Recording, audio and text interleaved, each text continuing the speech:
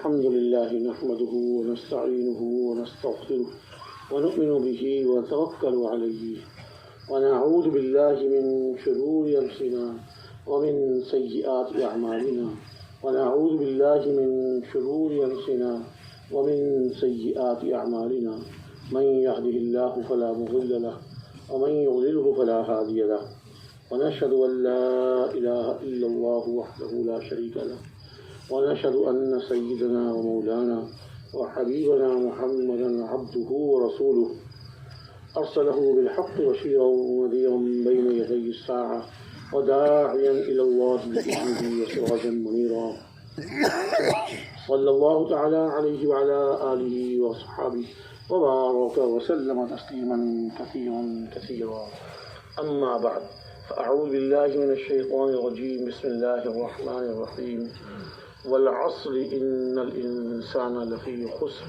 إلا الذين آمنوا وعملوا الصالحات وتواصوا بالحق وتواصوا بالصبر. قال عز وجل قل هذه سبيلي أدعو إلى الله على بصيرة أنا ومن اتبعني وسبحان الله وما أنا من المشركين. صدق الله العظيم. قال عليه الصلاة والسلام بلغوا عني ولو آية قال فليبلغ الشاهد الغائب. قال عليه الصلاة والسلام لا يؤمن أحدكم حتى يحب لأخيه ما يحب لنفسه أو كما قال عليه الصلاة والسلام. میرے محترم بھائیو دوستو بزرگوں، اللہ رب العزت نے اس امت کو حضور اکرم صلی اللہ علیہ وسلم والی محنت کا ذمہ دار بنایا ہے۔ ہمارے پیارے نبی صلی اللہ علیہ وسلم آخری نبی ہیں۔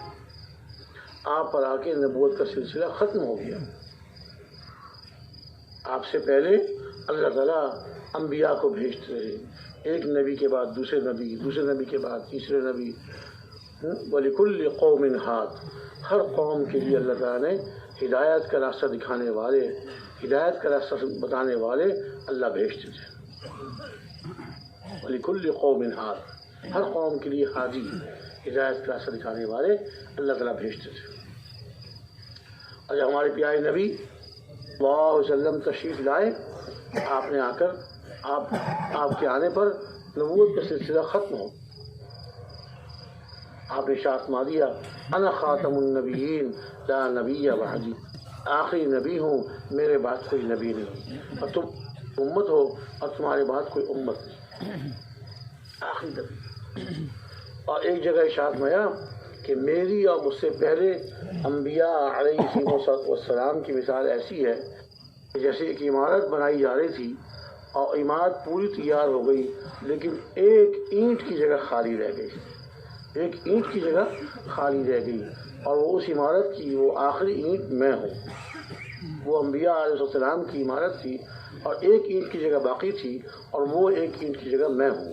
اب میں آخری نبی ہوں، میرے آنے پر نبوت کی تکمیل ہو گئی، انبیاء علیہ السلام مکمل ہو گئے، اب کوئی نبی نہیں آئیں گے، کوئی نئے نبی نہیں آئیں گے۔ لیکن میرے بھائی دوستو بزرگوں، اللہ رب العزت نے نبوت والی محنت، انبیاء علیہ السلام والی محنت اللہ تعالیٰ نے اس امت کے ذمہ دار دی۔ اب اس امت کا ہر فرد، ہم سب جتنے یہاں بیٹھے ہوئے ہیں، ہم سب میں سے ہر ایک حضور اقدس صلی اللہ علیہ وسلم والی محنت کے ذمہ دار۔ وَإِنَّهُ لَذِكْرٌ لَكَ وَلِقَوْمِكَ وَسَوْفَ تُسْأَلُونَ، یہ آپ کے لیے اور آپ کی قوم کے لیے یاد دہانی ہے، اور عنقریب آپ سے پوچھا جائے گا۔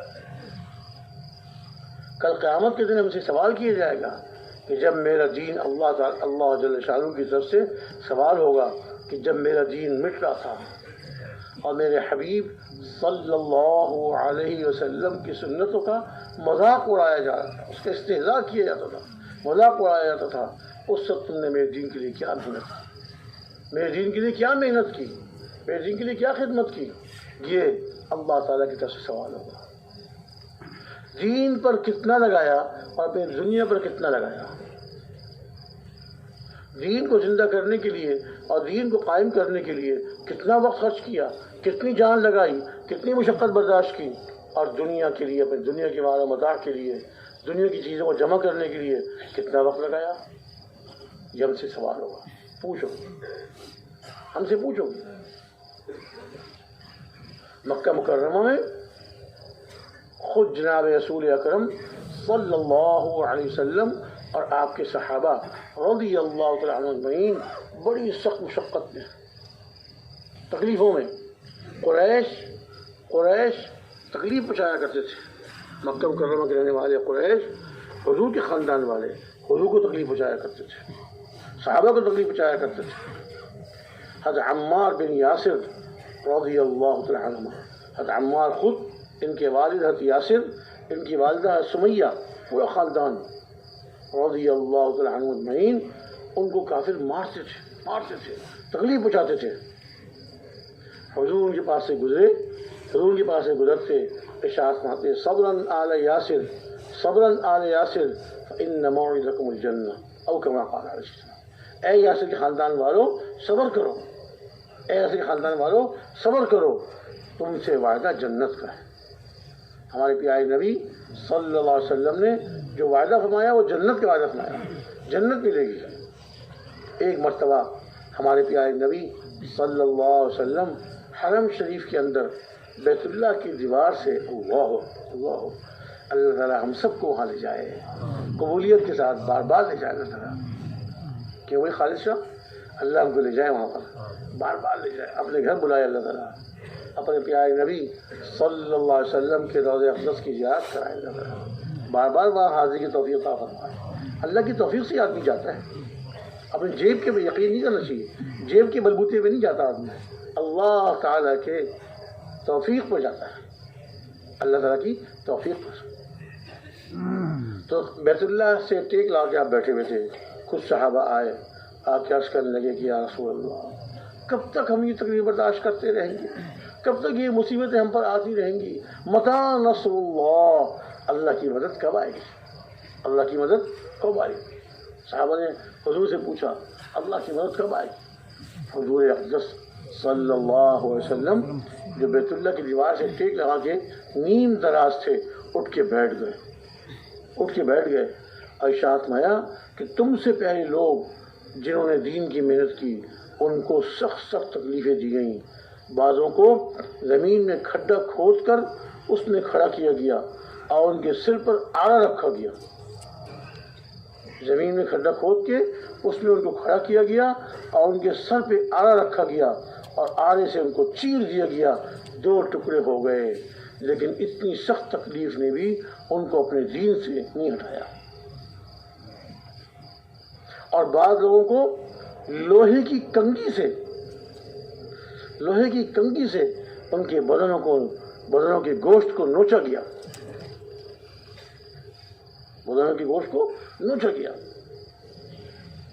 لیکن ان کو یہ ساری تکلیف اللہ کے دین سے ہٹا نہ سکی۔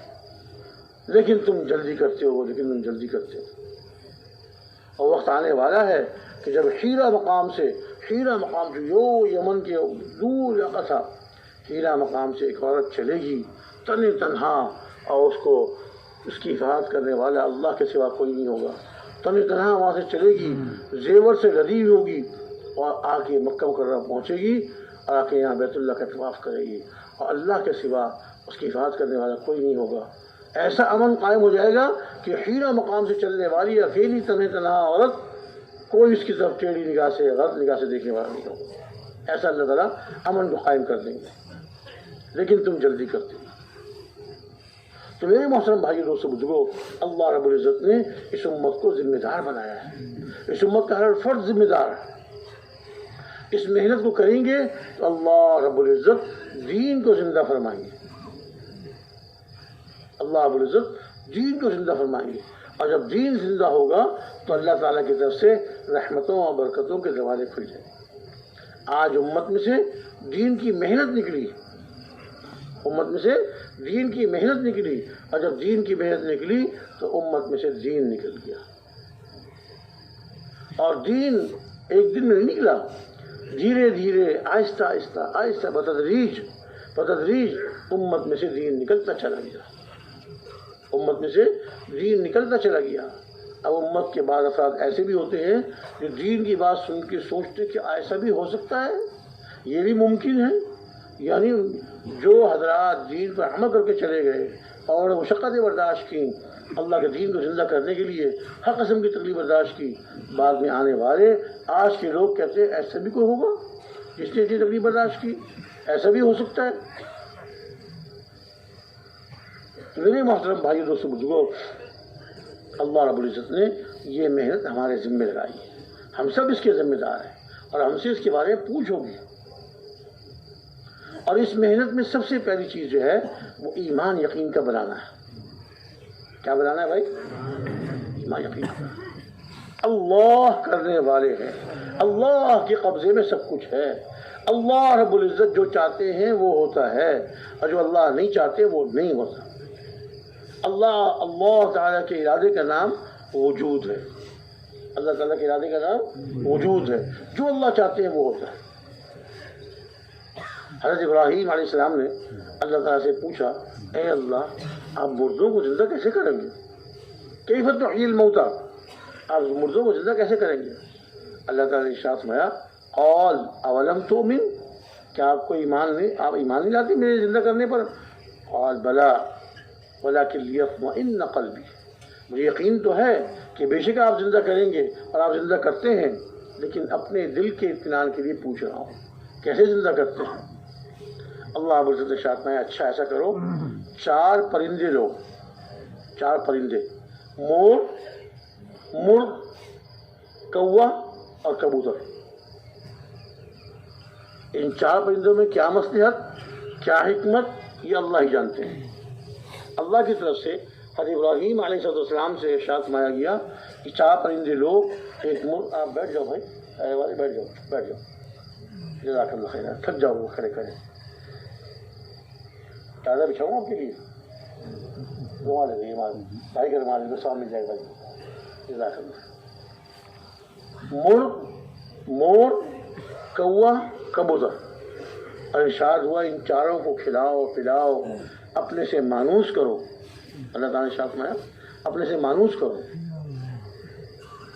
اور ایسے مانوس ہو جائیں تم سے کہ تمہارے ایک دفعہ آواز لگانے پر، تمہارے ایک دفعہ بلانے پر یہ بھاگتے دوڑتے تمہارے پاس آ جائیں، ایسا مانوس کر لو۔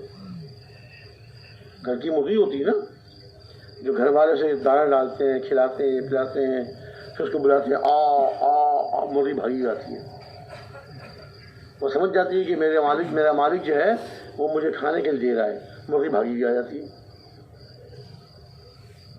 تو ہے کہ اس طرح ان 4 پرندوں کو، مرغ، مور، کوا، کبوتر، ان کو اپنے سے مانوس کرو، خوب ہلاؤ، اور جب اچھی طرح مانوس ہو جائیں، ایسے مانوس ہو جائیں کہ تمہارے بلانے پر بھاگتے ہوئے آ جائیں۔ بس جب یہ مانوس ہو گئے تم سے، اب ان 4 کو ذبح کر دو، ہاں ذبح کر دو، پھر ان کے ٹکڑے ٹکڑے کر دو،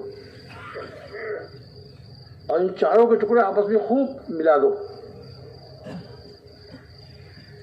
کچھ ٹکڑے ایک پہاڑ پہ، کچھ ٹکڑے دوسرے پہاڑ پہ، کچھ ٹکڑے، کسی کا سر ایک پہاڑ پہ ہے تو پنجے دوسرے پہاڑ پر، اور کسی کا دھڑ ایک پہاڑ پہ ہے تو اس کا سر جو ہے وہ دوسرے پہاڑ پر۔ 4 پہاڑوں پر ان کے ٹکڑے رکھ دو، ذبح کر کے، اور ان کے ٹکڑے ٹکڑے کر کے 4 پہاڑوں پر رکھ دو۔ پھر ان میں سے ایک کو آواز دو، مثلا پہلے مرغ کو آواز دی، پھر دیکھو ہم کیسے زندہ کرتے ہیں۔ حضرت ابراہیم علیہ نبینا علیہ السلام نے ان 4 کو اپنے سے مانوس کیا، خوب ہل گئے ان سے، ان کی آواز سے بھاگتے آتے تھے، پھر ان 4 کو ذبح کیا اللہ تعالیٰ کے حکم پر، اور ذبح کر کے ٹکڑے ٹکڑے کر دیے اس کے، پھر 4 پرندوں کو ٹکڑے آپس میں ملا دیے۔ اب انسان کے لیے فرق کرنا مشکل تھا کون سا پنجہ مور کا ہے اور کون سا جو دھڑ جو ہے وہ مرغ کا ہے، سب ملا دیے ٹکڑے، اور اس کے بعد کچھ ٹکڑے ایک پہاڑ پہ، کچھ دوسرے پہ، کچھ تیسرے پہ، کچھ چوتھے پہ، 4 پہاڑوں پہ تقسیم کر دیے، 4 پہاڑوں پہ تقسیم کر دیے۔ اور اس کے بعد پھر جو ہے اللہ کے نبی حضرت ابراہیم علیہ السلام نے مثلا مرغ کو بلایا. اب اللہ نے اپنی قدرت دکھائی. جب مرغ کو آواز دی تو مرغ کی چونچ ایک دم جہاں پہ جس پہاڑ پہ رکھی ہوئی تھی وہاں سے آئی اور ایک دم ہوا میں کھڑی ہو گئی, معلق ہو گئی. اللہ تعالیٰ اپنی قدرت دکھا رہا ہے. اللہ کے حکم سے اس کی چونچ ہوا میں معلق ہو گئی. پھر چونچ کے ساتھ آ کے دھڑ لگ گیا. اب چونچ کہاں تھی, دھڑ کہاں تھا, پنجے کہاں تھے, یہ سب اللہ کے علم تھا. اللہ کے حکم سے چونچ آ کے ہوا میں معلق ہو گئی اور دھڑ آیا اور چونچ کے ساتھ لگ گیا. پھر اس کے ساتھ پنجے لگ گئے, پر لگ گئے, پر اڑتے ہوئے آئے پر آ کے لگ گئے. جب جسم مکمل ہو گیا اب اللہ کے حکم سے اس کے اندر جان آ گئی. مرغ زندہ ہو گیا اور دوڑتا ہوا حضرت ابراہیم علیہ السلام کے پاس آ گیا. حضرت ابراہیم علیہ السلام نے اپنی آنکھوں سے دیکھ لیا اللہ رب العزت نے مرغ کو کس طرح زندہ کیا. اسی طرح مور کو, اور اسی طرح کوے کو, اور اسی طرح کبوتر کو, ہر جانور کو اس طرح آواز دی اور اللہ رب العزت نے ان کو زندہ کیا اور دوڑتے ہوئے ابراہیم علیہ السلام کے پاس آ گئے. ولیکن لیطمئن قلبی, اے اللہ میں اس لیے عرض کر رہا ہوں تاکہ میرے دل مطمئن ہو جائے, دل میں اطمینان ہو جائے. اللہ تعالیٰ ہی پیدا کرنے والے ہیں, وہی موت دینے والے ہیں, وہی جلانے والے ہیں, زندہ کرنے والے ہیں. حضرت ابراہیم علیہ السلام نمرود کے پاس گئے, اس کو دعوت دی. نمرود اپنے آپ کو خدا کہلواتا تھا کہ میں تمہارا رب ہوں, روزی میں دیتا ہوں. اور بیوقوف کیا کرتا تھا کہ جب فصل اگتی تھی تو تمام کھیتوں سے فصل جمع کروا لیا کرتا تھا, گندم جمع کروا لی, اپنے محل میں رکھوا لی, خزانے میں, اور کہتا تھا کہ اب جو میرے پاس آئے گا مجھ کو آ کے سجدہ کرے گا میں اسے غلہ دوں گا, اور جو نہیں آئے گا, جو بلا کے سجدہ نہیں کرے گا اس کو غلہ نہیں دوں گا. میں تو رب ہوں, پالنے والا میں ہوں, پالنے والا میں ہوں. نعوذ باللہ. تو اس طرح کرتا تھا وہ. حضرت ابراہیم علی نبینا, ہمارے مولانا نذوان صاحب سنایا کرتے تھے قصہ رضی اللہ علیہ کہ حضرت ابراہیم علیہ السلام سے گھر والوں نے عرض کیا جی آٹا ختم ہو گیا, اب آٹے کا انتظام کریے. مایا بہت اچھا, بوری کندھے پر ڈالی چل پڑے. اب معلوم تھا کہ آٹا تو غلہ تو نمرود کے دربار سے ہی ملے گا, اور کہیں سے ملتا نہیں, بازار میں غلہ نہیں ہوتا, نمرود کے دربار سے ملتا ہے. پہنچ گئے. اب نمرود کے دربار کا شاہی قانون کیا تھا, شاہی آداب کیا تھے کہ پہلے آ کے نمرود کو سجدہ کرو. جہاں تو نمرود خود موجود تھا وہاں آ کے نمرود کو سجدہ کرتے تھے, اور جہاں نمرود موجود نہیں تھا وہاں اس کی تصویر یا اس کا بت کھڑا کر دیا. اس کی تصویر کو, اس کے بت کو یا اس کے بت کو آ کے سجدہ کرو, پھر غلہ ملے گا. جو نمرود کے محل سے دور کے علاقے تھے وہاں اس طرح انتظام کیا ہوا تھا. حضرت ابراہیم علیہ نبینا علیہ السلام نمرود کے دربار میں گئے اور اس کو سجدہ نہیں کیا اور غلہ مانگا. اس کے درباریوں نے کہا کہ آپ نے شاہی آداب کی رعایت نہیں کی, شاہی قانون کی مخالفت کی, آپ نے آ کے نمرود کو سجدہ نہیں کیا. نمرود تو ہمارا رب ہے, نعوذ باللہ, نمرود تو ہمارا رب ہے, نعوذ باللہ. اس کو سجدہ کریں گے تو غلہ ملے گا. سجدہ کرنا اللہ کے سوا کسی کو جائز نہیں, سجدہ کرنا اللہ کے سوا کسی کو جائز نہیں. یہ سر اللہ کے سامنے ہی جھکے گا, اللہ کے علاوہ کسی کے سامنے نہیں جھکے گا. کیا غلہ نہیں ملے گا؟ غلہ ملے نہ ملے, پالنے والے تو اللہ ہیں, رزق دینے والے اللہ ہیں. چانچے واپس آ گئے, کوئی بات نہیں, اللہ پالنے والے. سجدہ نہیں کروں گا, اللہ کے علاوہ کسی کو سجدہ نہیں کروں گا. یہ سر اللہ کے سامنے جھکے گا, اللہ کے علاوہ کسی کے سامنے نہیں جھکے گا. اب واپس جا رہے تھے اپنے گھر, غلہ تو ملا نہیں, خالی بوری لے کے جا رہے تھے. خیال آیا کہ راستے میں اگر خالی بوری لے کے جاؤں گھر میں تو گھر والوں مایوس ہوں گے, پریشان ہوں گے. غلہ لینے گئے تھے, آٹا لینے گئے تھے, نہیں ملا, ان کو واپس آ گئے, اب کیا ہوگا, کہاں سے کھائیں گے؟ تو ان کو افسوس ہوگا. چلو اس بوری میں ریت بھر لوں, اس بوری میں ریت بھر لوں اور گھر میں لے آ کے رکھ دوں گا. ایک دفعہ تو گھر والے خوش ہو جائیں گے نا کہ غلہ آ گیا, آٹا آ گیا. انہیں کیا پتا کہ اس کے اندر آٹا ہے یا اس کے اندر ریت ہے.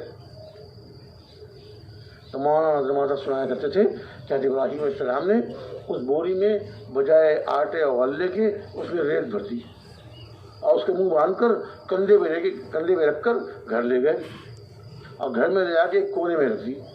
گھر والے سمجھے کہ آٹا آ گیا، غلہ آ گیا، آٹا آ گیا. اور ابراہیم علیہ السلام اس ریت کی بوری کو گھر کے ایک کونے میں رکھ کر اندر تشریف لے گئے کمرے میں اور جا کے لیٹ گئے. کچھ دیر کے بعد گھر والوں نے آ کے عرض کیا آئیے کھانا کھا لیجیے، روٹی تیار ہے.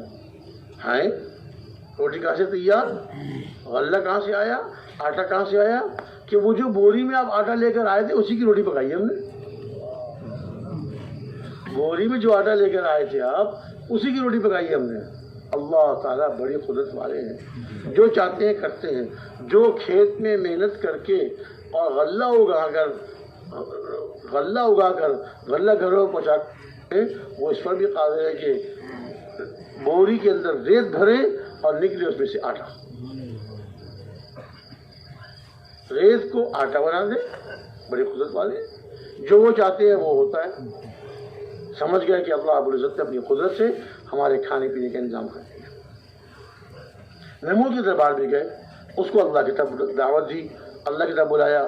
نمرود نے کہا کہ تمہارا رب میں رب ہوں، میرے علاوہ کون رب ہوگا؟ میں کہ ربی الذی یحیی و یمیت، میرا رب تو وہ ہے جو زندہ کرتا ہے اور مارتا ہے. زندہ بھی وہ کرتا ہے اور موت بھی وہ دیتا ہے. قل اللہم مالک الملک تؤتی الملک من تشاء وتنزع الملک ممن تشاء وتعز من تشاء وتذل من تشاء بیدک الخیر انک علی کل شیء قدیر. تولج اللیل فی النہار وتولج النہار فی اللیل وتخرج الحی من المیت وتخرج المیت من الحی وترزق من تشاء بغیر حساب. آپ کہہ دیجئے اے اللہ ملک کے مالک، جس کو آپ چاہتے ہیں ملک عطا فرماتے ہیں اور جس سے چاہتے ہیں ملک چھین لیتے ہیں. ملک کا دینا اور ملک کا چھین لینا یہ اللہ کے حکم سے ہوتا ہے. اور اللہ تعالیٰ جس کو چاہتے ہیں عزت دیتے ہیں اور اللہ تعالیٰ جس کو چاہتے ہیں ذلیل کر دیتے ہیں. اللہ چاہے تو کچے گھر میں اور جھوپڑی میں رہنے والے کو عزت دے دیں. کچے گھر میں اور جھوپڑی میں رہنے والے کو اللہ عزت دے دیں، اور اللہ چاہے تو بنگلے میں رہنے والے کو ذلیل کر دے. بنگلے میں رہنے والا، بڑی کوٹھی میں رہنے والا اپنے بنگلے کے اندر، اپنی کوٹھی کے اندر ذلیل ہو رہا ہے. اور یہ کچے گھر میں اور جھوپڑی میں رہنے والا اللہ اس کو عزت دے دے. اللہ تعالیٰ نے اپنے ہر اور نبی کو عزت دی. حضرت موسیٰ علیہ نبینا و علیہ السلام، ان کے بارے میں آتا ہے ان کے پاس ایک چوغا تھا، چوغا دن میں اس کو پہن کر وہاں سمایا کرتے تھے اپنی قوم کو، اور رات کو آدھا بچھا کے آدھا اوڑھ کے سو جاتے تھے. رات کو سوتے ہوئے اوڑھنے کے لیے کوئی لحاف، کوئی کمبل، کوئی رضائی نہیں. وہی چوغا جو دن میں پہن کر وہاں سمایا کرتے تھے، رات کو آدھا بچھا لیا کرتے تھے اور آدھا اوڑھ کے سو جاتے تھے. لیکن سارے فرعونی لوگوں میں عزت والے تھے. فرعون اور اس کی قوم والے ذلیل تھے، اپنے اپنے محلوں میں ذلیل تھے، اور موسیٰ علیہ نبی کی علیہ السلام جو اتنی غربت میں تھے وہ عزت والے تھے. تو حضرت ابراہیم علیہ السلام نے نمرود سے کہا کہ ربی الذی یحیی و یمیت، میرا رب تو وہ ہے جو زندہ کرتا ہے اور موت دیتا ہے. زندگی موت اس کے اختیار میں ہے. اللہ نے ارشاد فرمایا اپنے حبیب سے صلی اللہ علیہ وسلم سے کہ آپ یہ کہہ دیجئے اے اللہ جو ملک کے مالک ہیں، جس کو آپ چاہتے ہیں ملک دیتے ہیں اور جس سے چاہتے ہیں ملک چھین لیتے ہیں، اور جس کو چاہتے ہیں آپ عزت دیتے ہیں اور جس کو چاہتے ہیں ذلیل کر دیتے ہیں. آپ ہی کے ہاتھ میں ساری خیریں ہیں، آپ ہی کے قبضہ قدرت میں، آپ کے ہاتھ میں ساری خیریں ہیں. یقیناً آپ کو ہر چیز پر قدرت ہے، آپ ہر چیز پر قادر ہیں.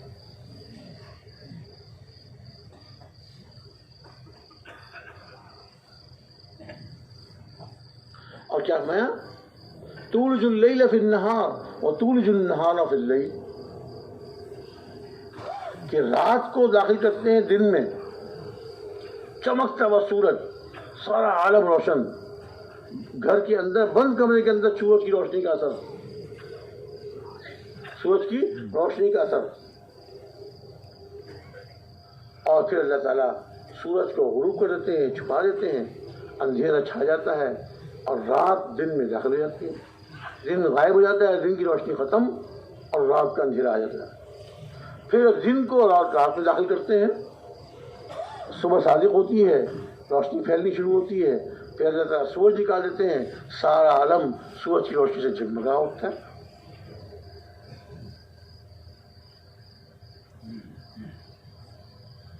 تولج اللیل فی النہار وتولج النہار فی اللیل، رات کو دن میں داخل کرتے ہیں اور دن کو رات میں داخل کرتے ہیں. اور زندہ کو مردے سے نکالتے ہیں اور مردہ کو زندہ سے نکالتے ہیں. زندہ کو مردہ سے کیسے نکالتے ہیں بھائی؟ جو خود مردہ ہے اس میں زندہ کیسے نکلے گا؟ جی ہاں، اللہ تعالیٰ اپنی قدرت سے نکالتے ہیں. مردہ بے جان انڈا ہوتا ہے مرغی کا. مرغی کا انڈا بے جان ہوتا ہے، اس میں کوئی جان نہیں ہوتی. انڈے کو توڑو، نہ اس میں چوزا ہوتا ہے، نہ اس کے پنجے ہوتے ہیں، نہ اس کی چونچ ہوتی ہے، سفیدی اور زردی ہوتی ہے خالی. لیکن اسی سفیدی اور زردی والے انڈے میں جب اس کو جو ہے مرغی اس کو سہتی ہے اور 21 دن اس میں بیٹھتی ہے، اللہ رب العزت اپنی قدرت سے اسی بے جان انڈے کے اندر جاندار چوزے کو پیدا کرواتے ہیں. 21 دن کے بعد اللہ تعالیٰ چوزے کو حکم دیتے ہیں، وہ چونچ مارتا ہے، چھلکا ٹوٹ جاتا ہے اور چوزا چو چو کرتا باہر نکل آتا ہے. اس بے جان انڈے میں اللہ تعالیٰ جاندار چوزے کو پیدا کرتے ہیں اور جاندار مرغی سے اللہ تعالیٰ بے جان انڈا نکالتے ہیں. انڈا بے جان ہوتا ہے اور مرغی جاندار. تو مرغی جاندار سے بے جان انڈا نکالتے ہیں اللہ تعالیٰ، اور بے جان انڈے سے اللہ تعالیٰ چوزا نکالتے ہیں جاندار. تخرج الحی من المیت وتخرج المیت من الحی. بے جان مردے سے زندہ نکالتے ہیں اور زندہ مرغی سے بے جان انڈا نکالتے ہیں. وترزق من تشاء بغیر حساب، اور جس کو آپ چاہتے ہیں بے حساب روزی عطا فرماتے ہیں. جس کو چاہتے ہیں بے حساب روزی عطا فرماتے ہیں. تو نمرود نے کہا رب تو میں ہوں، تم کیسے کہتے ہو؟ مجھ کو چھوڑ کے تم نے اور کس کو رب بنایا ہوا ہے؟ حضرت ابراہیم علیہ السلام نے فرمایا میرا رب تو وہ ہے جو زندہ کرتا ہے، مارتا ہے. نمرود نے کہا یہ تو میں بھی کرتا ہوں. اور جیل سے ایک قیدی کو بلایا جس کے بارے میں پھانسی کا فیصلہ ہو چکا تھا، اس کو پھانسی دی جائے گی، قتل کر دیا جائے گا. اس کو آزاد کر دیا کہ دیکھو یہ اس کو موت آنے والی تھی، میں نے اس کو زندہ کر دیا. ارے کوڑ مغز، تو نے کہاں زندہ کیا؟ تو پہلے ہی زندہ تھا وہ، اور کہہ رہا ہے میں نے زندہ کر دیا اس کو. اور ایک آدمی بیچارہ بے گناہ سڑک پہ جا رہا تھا، اس کو پکڑوا کے اسے قتل کروا دیا، پھانسی دلوا دی. کہ دیکھو میں نے مار دیا، میں ہی موت دیتا ہوں، میں مارتا ہوں. اب دعوت کا اصول یہ ہے، اور دعوت کا اسلوب یہ ہے، جب آدمی دعوت دے، کوئی الجھے، کوئی آپ پہ اعتراض کرے، کوئی آپ سے بحث کرے، آپ اس سے بحث نہ کریں. مناظرہ اور جدال نہ کریں، بلکہ اپنی دعوت دیں. اگر وہ اعتراض کرتا ہے، آپ اس کے اعتراض کو سن کر اپنی بات کسی اور پیرائی میں کسی اور طریقے سے اپنی بات شروع کر دیں، بحث نہیں کرنی. تو حضرت ابراہیم علیہ السلام نے اپنی دعوت دینے کا طریقہ بدلا. پہلے تو اشارت میں آیا تھا کہ میرا رب وہ ہے جو زندہ کرتا ہے، مارتا ہے. جب اس کوڑ مغز نے جو ہے سمجھا نہیں اور اپنے ذہن سے جو ہے کہا کہ میں نے دیکھو ایک آدمی بے گناہ کو میں نے مار دیا، میں نے مارتا ہوں، اور جس کے پھانسی کا فیصلہ ہو چکا تھا اس کو آزاد کر دیا، چھوڑ دیا، میں زندہ کرتا ہوں. حالانکہ ایک عام سے عام آدمی سمجھتا ہے کہ نہ اس نے زندہ کیا نہ اس نے مارا. نمرود نے نہ اس کو زندہ کیا اور نہ اس کو مارا، یہ تو اللہ رب العزت کے حکم سے اس کو موت آئی.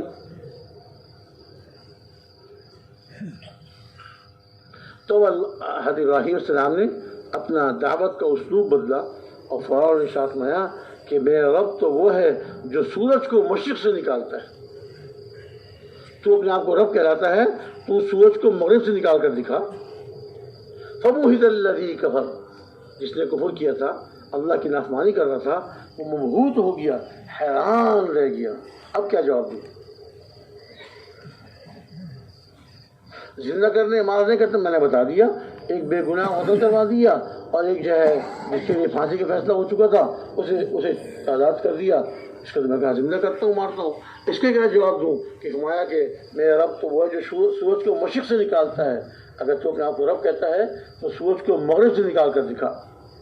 فبہت الذی کفر، وہ جس آدمی نے کفر کیا مبہوت رہ گیا، حیران رہ گیا، اب کیا جواب دوں؟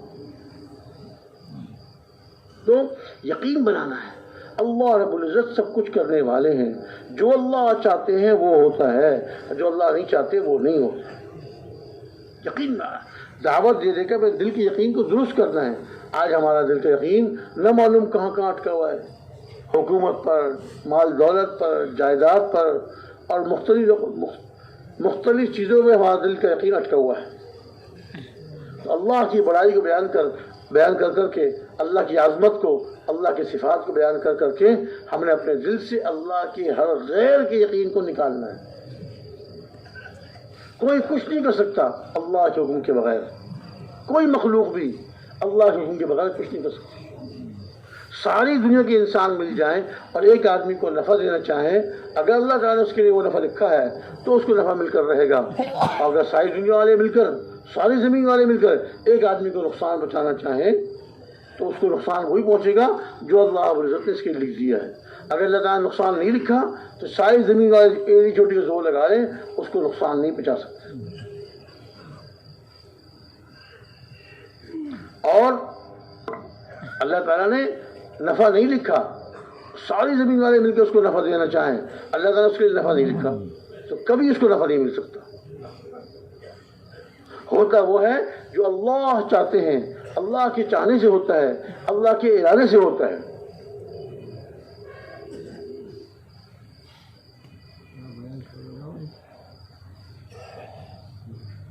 سب سے پہلے چیز اپنے یقینوں کو بنانا ہے، یقینوں کو درست کرنا ہے، اور پھر اس کے بعد جو اللہ کے احکامات ہیں ان احکامات پہ اپنی زندگی کو لانا ہے۔ سب سے پہلا حکم اور سب سے بڑا حکم اللہ کا وہ نماز کا ہے۔ نماز کو اللہ کے دھیان کے ساتھ، خشوع و خضوع کے ساتھ پڑھنے والے بن جائیں۔ نماز میں نیت باندھنے سے لے کر اور سلام پھیرنے تک میرا دھیان ایک اللہ کی طرف، نہ دنیا کی طرف، نہ دنیا کی کسی چیز کی طرف۔ جیسے نماز میں سب کچھ کو چھوڑ کر لگتے ہیں، ایسے نماز میں سب کچھ کا دھیان بھی چھوڑ دیں۔ پھر ایسی نماز اللہ کے عرش تک پہنچتی ہے، اور اس نمازی کی دعا پر اللہ رب العزت آسمانوں سے اوپر اس کی مدد کے فیصلے فرماتے ہیں۔ سب سے بڑا حکم نماز کا ہے، اور نماز تو اتنا بڑا تحفہ، صحابہ کو جب نماز بتائی گئی، صحابہ خوش ہو گئے کہ ہمیں اللہ سے لینے کا راستہ مل گیا۔ اب جب بھی اللہ سے مانگنا ہو، جب بھی اللہ سے کچھ لینا ہو، آدمی اٹھے، وضو کرے، 2 رکعت نماز نفل پڑھے اور خوب دعا مانگے، اللہ اس کو عطا فرما دیں گے۔ اللہ تعالیٰ اس کو عطا فرما دیں گے۔ نماز پہ ایسی محنت کریں۔ آج ہم نے اپنی نماز پر محنت نہیں کی، دنیا کی چیزوں میں محنت کی ہے، لیکن نماز پہ محنت نہیں کی۔ میری نماز جاندار بن جائے، میری نماز شاندار بن جائے، اور ایسی نماز، جاندار نماز میں پڑھ کر اللہ سے مانگوں، اللہ تعالیٰ میری ضرورت کو پوری فرما دیں۔ اللہ تعالیٰ سے مانگوں، اللہ تعالیٰ میری پریشانی کو دور کر دیں۔ بیماری آ جائے، نفل پڑھ کر، صلاۃ الحاجہ پڑھ کر اللہ سے ایسے مانگا کہ اللہ تعالیٰ نے بیماری دور کر دی۔ حضرت ایوب علیہ السلام بہت بیمار ہو گئے، بہت زیادہ بیمار ہو گئے،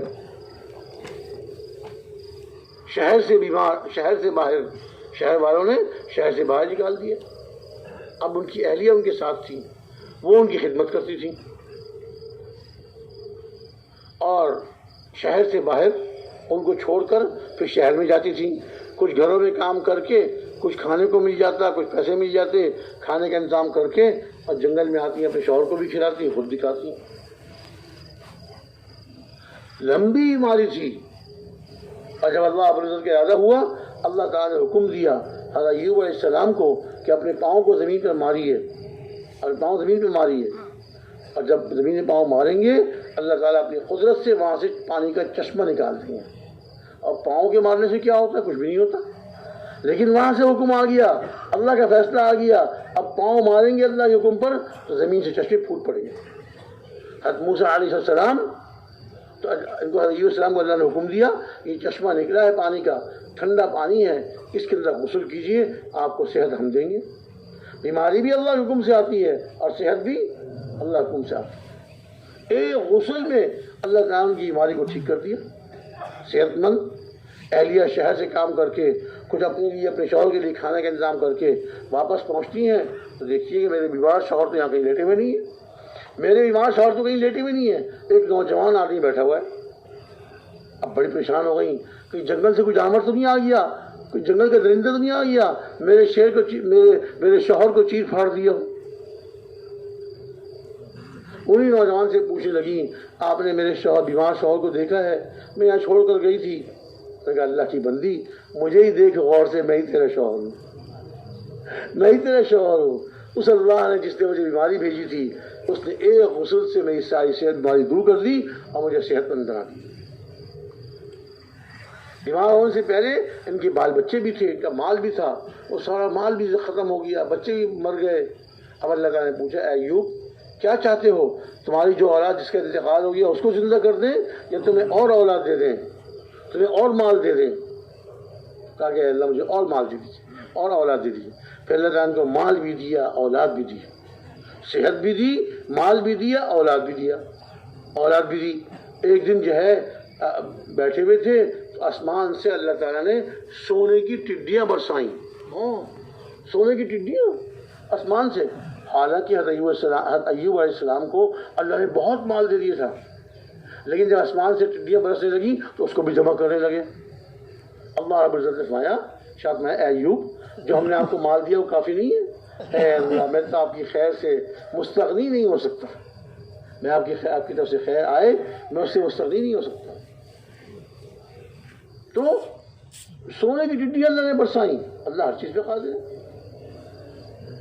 ایک پانی کا چشمہ نکالا، اس میں غسل کرنے سے صحت دے دی اور ساری اولاد دوبارہ دے دی، مال سارا دے دیا، اور سونے کی ٹڈیاں برسائیں، وہ ساری سونے کی ٹڈیاں آپ نے جمع کر لی۔ تو یقین بنانا ہے اپنی نماز ایسی نماز ہو جائے کہ نماز پڑھ کے اللہ سے لینے والا بن جائے۔ علاء بن حضرمی رضی اللہ عنہ ایک صحابی ہیں، لشکر کو لے کر گئے۔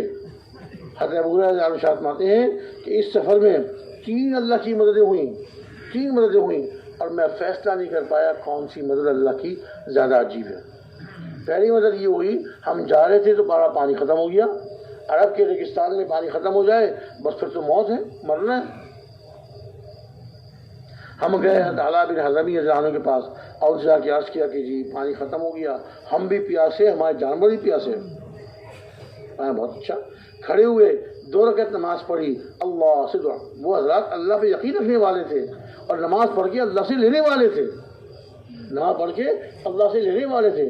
2 رکعت نماز پڑھی، دعا مانگی، اللہ تعالیٰ نے چاروں طرف سے بادل بھیج دیے، بارش برسنے لگی۔ خود بھی پانی پیا، اپنے جانوروں کو پلایا، خوب سیروں کے پانی پیا، اور جتنے مشکیزیں وغیرہ پانی رکھنے کے برتن تھے سارے بھر لیے۔ جب اپنی ضرورت پوری ہو گئی اللہ رب العزت نے بارش بند کر دی۔ ان کے لیے بارش برسائی اللہ تعالیٰ نے۔ اللہ تعالیٰ بڑی قدرت والے۔ ایسی نماز ہم بنا لیں، نماز سے محنت کر کے ایسی نماز بنا لیں کہ 2 رکعت نماز پڑھ کے اللہ سے اپنے لیے فیصلے کروا لیں۔ آگے گئے تو کیا فرماتے ہیں کہ ہم جب پہنچے بحرین کے سمندر پہ، دشمن کو جاسوسوں نے اطلاع کر دی تھی، دشمن ساری کشتیاں دوسری طرف لے گیا۔ اور جب یہ آئیں گے اور سامنے سمندر ہوگا، کشتیاں ہوں گی نہیں، تو یہ پھر واپس چلے جائے گی۔ لیکن وہ تو صحابہ تھے، ان کی نگاہ سمندر پہ نہیں تھی، ان کی نگاہ مال دولت پر نہیں تھی، ان کی نگاہ تو اللہ پر تھی۔ اللہ کرنے والے ہیں، جب میں عمل کروں گا اللہ رب العزت کی قدرت سے عطا فرمائیں گے۔ چنانچہ حضرت علاء بن حضرمی نے اپنے ساتھیوں سے کہا، صحابہ سے، کہ اللہ کی چند نام لو، اپنے گھوڑے اپنے اونٹ سمندر پہ ڈال دو۔ دشمن کشتیاں وہاں لے گیا، اب کیسے پار کریں گے، ہمارے پاس آئی نہیں سکیں گے۔ لیکن یہاں تو اللہ پہ یقین رکھنے والے، جو آدمی اللہ پہ یقین رکھتا ہے، اللہ رب العزت یقین رکھتا ہے، اللہ رب العزت اس کے لیے دنیا کو مسخر کر دیتے ہیں، دنیا اس کے لیے مسخر کر دیتے ہیں۔ پھر دنیا اس کا حکم مان کے چلتی ہے، یہ اللہ کا خلیفہ ہے، یہ انسان اللہ کا خلیفہ ہے، اور جب یہ اللہ کا خلیفہ بن جاتا ہے اللہ والی صفات، اللہ والے اخلاق اس کے اندر آ جاتے ہیں، خلقوا باخلاق اللہ، اللہ والے اخلاق اپنے اندر پیدا کرو، اللہ والے اخلاق آ جاتے ہیں تو پھر جیسے اللہ کھلاتے ہیں کھاتے نہیں، ایسے یہ بندہ بھی لوگوں کو کھلائے گا، خود تھوڑا بہت کھائے گزارا کیا۔ اللہ دوسروں کو پہناتے ہیں خود پہنتے نہیں، ایسے یہ آدمی اللہ کا بندہ، اللہ کا نیک بندہ غریبوں کو مسکینوں کو کپڑے پہنائے گا، یہ اللہ والے اخلاق اختیار کر رہا ہے۔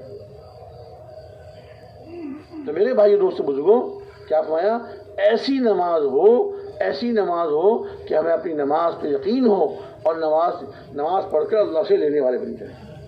تو علا بن حضرمی نے فرمایا کہ سمندر میں گھوڑے ڈال دیے۔ اب وہ دوسری طرف سے بحرین کے لوگ دیکھ رہے تھے، یہ کیا، انسان تو پانی میں ڈوبتا ہے، جانور پانی میں ڈوبتے ہیں، یہ اپنے جانور بیٹھے ہوئے پانی کے اوپر چلا رہے ہیں اپنے جانور کو، جیسے خشکی میں چلاتے ہیں۔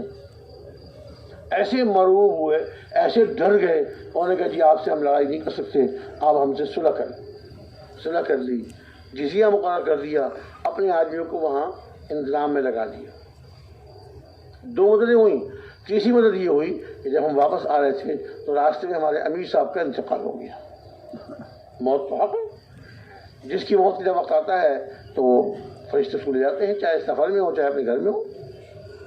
تو انتقال ہو گیا، اب مشورہ ہوا کہ یہاں ان کو دفن کر دیں یا آگے لے جائیں ان کے جنازے کو، اس وجہ سے کہ یہ تو ریت ہے اور یہاں جنگلی جانور پھرتے رہتے ہیں، گوشت خور ہوتے ہیں، ان کو گوشت کی خوشبو آ جاتی ہے، تو کوئی ریگستان کا جانور کہیں یہاں کھود کے ان کے جسم کو نکال لے اور پھر ان کی لاش کی بے حرمتی کرے۔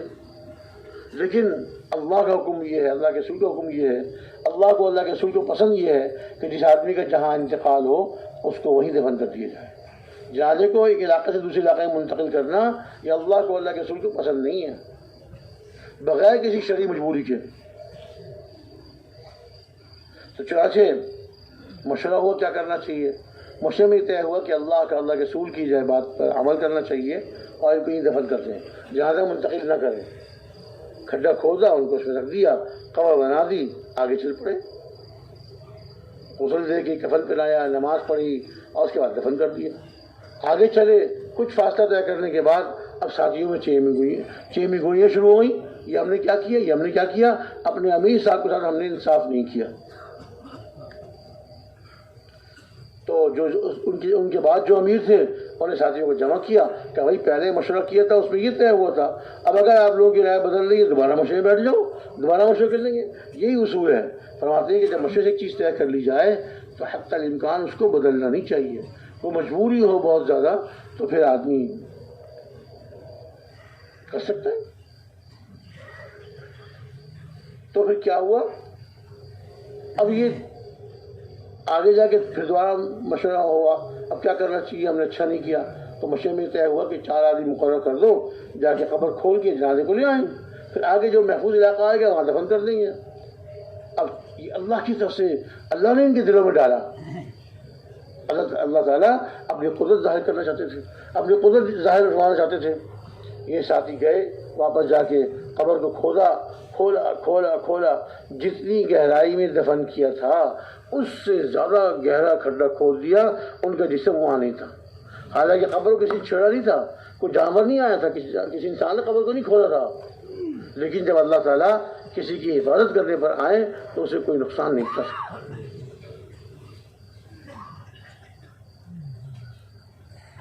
تو فرمایا کرتے تھے ابو ہریرہ رضی اللہ عنہ 3 باتیں عجیب دیکھیں اور میں فیصلہ نہیں کر پایا کون سی بات زیادہ عجیب ہے۔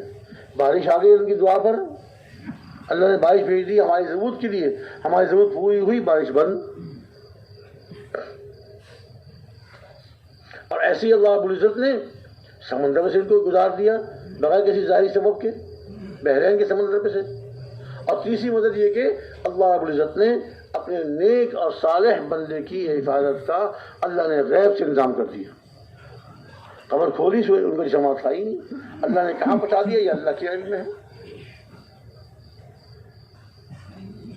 تو میرے محترم بھائی دوست بزرگوں، ہم ایسی نماز بنا لیں اپنی کہ نماز پڑھ کے ہم اللہ سے لینے والے بنیں، پھر زندگی آسان ہے۔ آج آدمی لوگ کیا سمجھتے ہیں خوب سارا مال اکٹھا کر لو، جب دولت ہو جائے گی، خوب مال جمع ہو جائے گا، پھر زندگی آسان ہو جائے گی اور پھر ہم خوب اپنی ضرورتیں پوری کریں گے ہم۔ حالانکہ مال کے زیادہ ہونے سے ضرورتیں پوری نہیں ہوتی، ضرورتیں تو اللہ کے حکم سے پوری ہوتی ہیں، اللہ کے حکم سے ضرورتیں پوری ہوتی ہیں۔ ایک ایسی بیماری ہوتی ہے کہ آدمی کھاتا رہتا ہے اور اس کا پیٹ نہیں بھرتا۔ ہاں، اب کیا ہوا؟ اگر روٹی سے پیٹ بھرتا اس کا پیٹ بھر جاتا؟ نہیں، روٹی سے اس کا پیٹ نہیں بھرتا، اللہ کے حکم سے پیٹ بھرتا ہے۔ ایک مرتبہ ایک ساتھی کی عیادت کے لیے لاہور کے ایک اسپتال میں گیا، تو بڑا اسپتال ہے، تو وہاں میں اسپتال میں داخل ہوا اور جا رہا تھا۔ اب جس وارڈ میں وہ مریض تھے جن کی میں عیادت کرنے گیا تھا، اس وارڈ کے باہر ایک بہت بھاری بدن کا آدمی اسٹریچر پہ بیٹھا ہوا تھا۔ اسٹریچر ہوتا ہے مریض کو لے جانے والی کرسی ہوتی ہے نا، مریض کو لٹا کے کرسی پہ چلا کے لے جاتے ہیں اندر، اس پہ بیٹھا ہوا تھا۔ مجھے دیکھ کے کہنے لگا، مولوی جی مجھے کچھ کھانے کو دے دو۔ وہ آدمی کہنے لگا مجھے کچھ کھانے کو دے دو، تو میں تو خیر کیا کھانے کو دیتا، چھپ کر گیا، وارڈ میں چلا گیا اپنے عزیز کے پاس جن کی عادت کے لیے گیا تھا۔ میں نے وہاں کسی عملے کے آدمی سے پوچھا یہ آدمی کون ہے، اس کو کھانا نہیں ملتا، بیچارے کو بھوکا رہتا ہے۔ مجھ سے کہہ رہا ہے کہ میں حالانکہ مجھے جانتا نہیں، اجنبی آدمی ہوں، مجھ سے کہہ رہا ہے مجھے مولوی جی مجھے کھانا کھلاؤ۔ انہوں نے بتایا کہ بیچارے کو ایسی بیماری لگ گئی ہے کہ جتنا بھی کھائے اس کی بھوک نہیں مٹتی، پیٹ نہیں بھرتا۔ کرنے کی جو مریضوں کے لیے کھانا آتا ہے اسپتال سے، مریضوں کو جو کھانا آتا ہے تو اکثر مریضوں کو طبیعت نہیں چاہ رہی ہوتی، نہیں کھاتے اور بچ جاتے ہیں، اور کچھ مریض جو تھوڑا کھاتے ہیں، تو جو مریضوں کو جو جتنا کھانا بچا ہوتا ہے سارا اس کو دیتے ہیں، یہ سارا کھا جاتا ہے، پھر کہتے ہیں بھوک لگ رہی ہے۔ اللہ تعالیٰ نے بیماری لگا دی اس کو۔ تو میرے محترم بھائی دوستو بزرگوں، ہم نے تو اپنے یقین کو بنانا ہے، اپنی نماز پہ محنت کرنی ہے۔ آج ہم نے ہر چیز میں محنت کی، لکڑی میں محنت کی، لوہے میں محنت کی، کپڑے میں محنت کی، زمین پر محنت کی، ہر چیز میں محنت کی۔ اگر نہیں کی تو اپنی ذات پر نہیں کی، اپنے پر نہیں کی۔ چیزیں بن گئیں، یہ خود تباہ ہو گیا، یہ خود بگڑ گیا۔ اسی لیے بھائی دوستو بزرگوں، ہم نے جو ہے محنت کر کے اپنی نماز کو بنانا، ایسی نماز ہو جائے کہ نماز پڑھ کر اللہ سے لینے والے بن جائیں، نماز پڑھ کر اللہ کے خطاؤں سے فائدہ اٹھانے والے بن جائیں، اللہ سے لینے والے بن جائیں۔ ابھی تو بہت دور ہے، بہت دور ہے، تو کوشش کریں گے نا بھائی انشاءاللہ، نماز بنائیں، نماز سے محنت کریں، اپنے ذہن کو جمانے کی کوشش کریں، اور نماز میں ذہن نصیب ہوتا ہے اللہ تعالیٰ کا ذکر کثرت سے کرنے سے، اور تنہائیوں میں بیٹھ کے اللہ کا ذکر کرنے سے نماز میں ذہن نصیب ہوتا ہے۔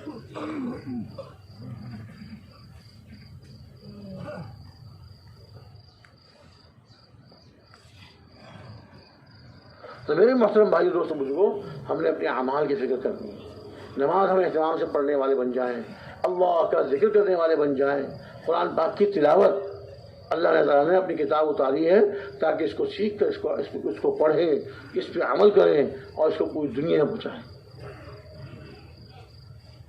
اللہ تعالیٰ کا ذکر ہے، اللہ تعالیٰ کا ذکر ارشاد فرمایا فاذکرونی اذکرکم واشکروا لی ولا تکفرون، اے میرے بندو تم میرا ذکر کرو میں تمہارا ذکر کروں گا۔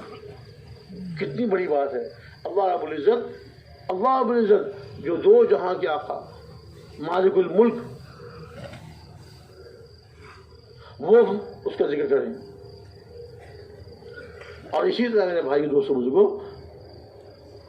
قرآن پاک کی تلاوت ہے، اہتمام سے تلاوت کرنے والے بن جائیں۔ جو حفاظ کرام ہیں کم از کم 3 پارے اور غیر حفاظ کم از کم 1 پارہ تلاوت کر دیں۔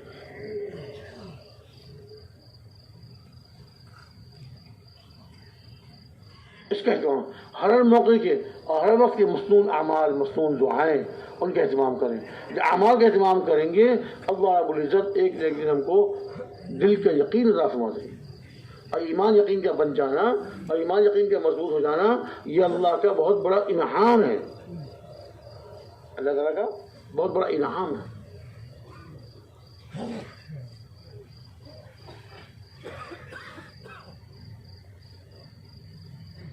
اس لیے ہم نے اللہ کے راستے میں نکل کر اپنے وقت کی حفاظت کرنی ہے، دعوت خوب دیں، اللہ کا ذکر کریں، قرآن پاک کی تلاوت کریں اور مسلمانوں کے ساتھ اچھا سلوک کریں۔ اب دیکھیے آپ حضرات تشریف لے آئے ہیں، اجتماع تو کل سے شروع ہوگا، آپ لوگوں کو پہلے بلا لیا مختلف شعبوں میں لگانے کے لیے، لیکن اس کا مطلب یہ نہیں کہ ہم پہلے آ گئے تو ہم خوب چوڑی جگہ لے لیں، پنڈال میں خوب چوڑی جگہ لے لی اور جو آدمی آئیں گے وہ اپنی خود جگہ تلاش کریں، میں تو کھلی ڈولی جگہ لوں گا نہیں۔ ہم تو پہلے آنے والے میزبان اور بعد میں آنے والے مہمان۔ میزبان کی کوشش یہ ہوتی ہے کہ جو مہمان میرے گھر میں آیا ہے وہ یہاں سے خوش ہو کر جائے۔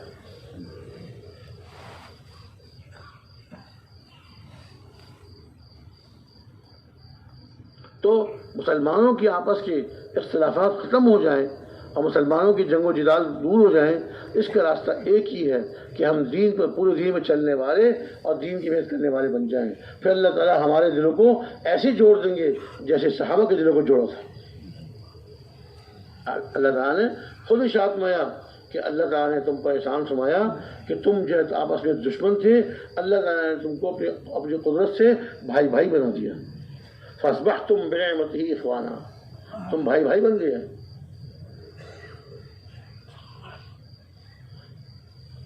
اور جب تک کہ اخلاص نہیں ہوگا کوئی عمل قبول اللہ کے یہاں قبول نہیں ہوتا۔ دکھلاوا، سمعہ، شہرت،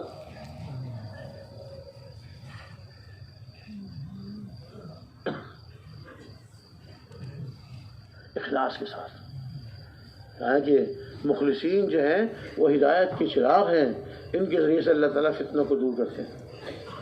مخلصین کی برکت سے اللہ فتنوں کو دور کرتے ہیں۔ اور میرے بھائی دوست بزرگوں، دعوت والی محنت ہے، اس کو اپنی زندگی کا مقصد بنا کے ہم کرنے والے بن جائیں۔ مقصد کا مطلب کیا ہوتا ہے کہ آدمی مقصد کو قربان نہیں کرتا، ہر چیز کو مقصد کو قربان کر دیتا ہے، مقصد کو قربان نہیں ہو دیتا۔ تو دعوت والے کام کو، حضور والی مبارک محنت کو اپنی زندگی کا مقصد بنا کے ہم کرنے والے بن جائیں۔ ہمارا اوڑھنا بچھونا، ہمارا جینا مرنا اس دعوت والے کام کے ساتھ، جیوں گا تو اس کام کو کرتے کرتے اور موت آئے گی تو میری اس کام کو کرتے کرتے، ہاں اس کام کو کرتے کرتے۔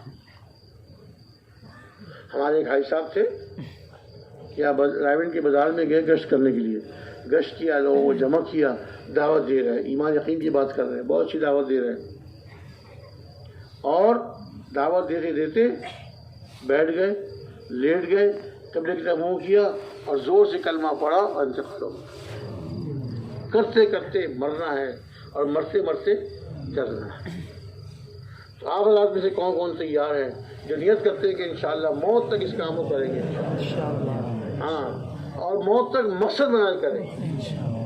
اور دوسری بات یہ ہے کہ ساری دنیا میں جانے کا عزم کریں، ساری دنیا میں جائیں گے، اس مبارک محنت کو لے کر، دین کو لے کے ساری دنیا میں جائیں گے۔ دنیا میں جانے کے کون کون تیار ہے؟ آپ نیت کریں، عزم کریں اور اللہ تعالیٰ سے دعائیں کریں، اللہ رب العزت آپ کے لیے غیب سے انتظام فرمائیں۔ بھائی سبھی صاحب آ گئے کیا؟ آئیے تشریف لائیے۔ تو سب تیار ہیں نا انشاءاللہ؟ انشاءاللہ ہمارے بزرگ تشریف جائیں گے، اعلانات سن لیں۔ جی ماشاءاللہ، کل سے آپ حضرات بیانات سن رہے ہیں، کل فضائل کا بھی مذاکرہ ہوا۔ اللہ تعالی ہمیں ان سب باتوں پر عمل کی توفیق عطا فرمائے۔ جو آدمی کسی مسلمان بھائی کی حاجت کو پورا کرتا ہے، اللہ تعالیٰ اس کو 73 رحمتیں عطا فرمائے۔ ایک رحمت سے دنیا آخرت سنور جاتی ہے، باقی 72 سے اللہ اس کے درجات کو بڑھاتے ہیں۔ تو جو بھائی بھی آ رہے ہیں، جی جو بھائی آ رہے ہیں لمبا سفر کر کے، اب آتے ہی سب سے پہلا کام کیا ہوتا ہے؟ جب آتے ہیں سفر سے تو سب سے پہلا کام راستہ بتانا، گاڑی کہاں کھڑی کریں، یہ سب سے پہلا کام ہے نا، آنے والوں کو بتانا گاڑی اس طرف لے جائیں، پھر گاڑی اس طرح کھڑی کرانا تاکہ پھر جب نکالنے لگیں تو ان کو کوئی پریشانی نہ ہو۔ تو اس لیے آنے والے جتنے بھی مہمان ہیں، ہم میزبان ہیں، تو ہمارا حق بنتا ہے کہ بھی ان کا استقبال بھی اچھا ہو جائے، ان کی گاڑی اچھی جگہ ٹھیک کھڑی ہو جائے، باقیوں کو بھی دقت نہ ہو۔ آپ ذرا تشریف رکھیں، ابھی دعا تو نہیں پڑی مجلس کی، کیوں جی ابھی تو فضائل سنانے شروع کیے ہیں, ابھی تو مجلس کی دعا نہیں پڑھی, تھوڑی دیر بیٹھے, ایسا نہیں ہے کہ دوبارہ بیان کر رہے ہیں. بس یہ جو ہمارا شعبہ ہے نا جی, آتے ہی گاڑیوں کو صحیح لگوانا, یہ پارکنگ کا یا ٹریفک کا شعبہ ہے, تو اس کے لیے بندے ضرورت ہوتے ہیں 900.